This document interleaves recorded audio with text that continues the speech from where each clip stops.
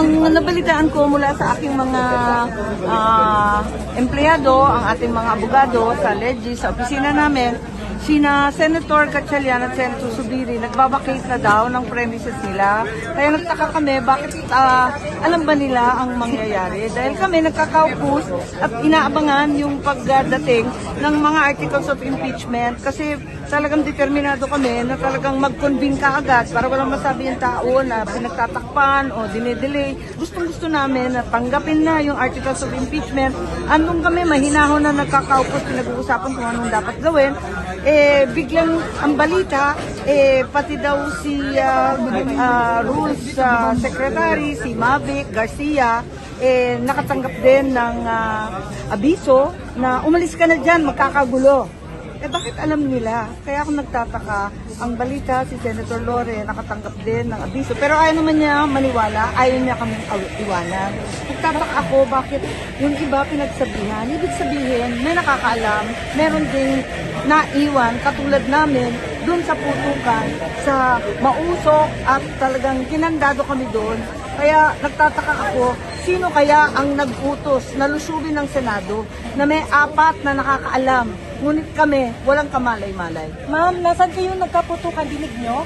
Ang lakas-lakas, nakakatawa nga kasi si Senator Joel. Ako sabi ko, putukan na yan. Sabi ni Senator Joel, taga-Bukaway ako fireworks lang yan. Anong fireworks? Kalakas-lakas sa tanlapit, papalapit ng papalapit. Doon sa amin, sa office ni SP, nagbibiruan pa kami, hindi kami maniwala hanggang pumasok yung mga employees na tataranta, tinaharang na yung mga pinto at nakakalapit na yung mga NBI o kung sino man ang nagpaputok.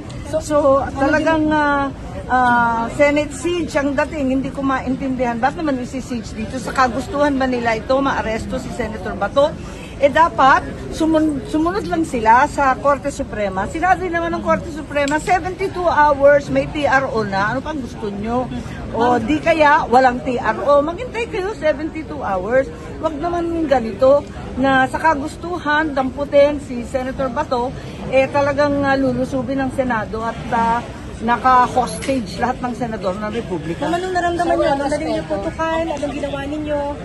Well, nagagalit ako kasi siyempre mga tauhan natin, tapos mga kapwa-senador, bakit may nagpapaputok dyan sa labas? Ang kaba ko rin, dahil ang security ng Senado, very basic po, wala kami mahahaba. Ang balita, yung mga NBI, nagsidatingan talagang ang lalaki ng baril. Tapos ang balita pa, may helicopter daw na umaaligid kanina.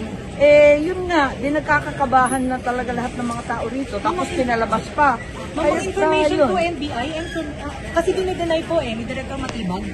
Hindi raw po NBI. Lahat, nakakatuwa naman kasi sila, lahat naman sila nagdi-deny, sina DILG, dumating pa rito, PNP, dinideny, si Matibag, kahit nakatatak NBI yung mga tao dyan sa papasok ng GSIS, na pilit pang nagdidrill, binubutasan na nila yung pagitan ng GSIS at ng Senado, binubutasan na nila yung pader. Kasi annex naman yung Senado dati nitong GSIS, may pasukan talaga dyan.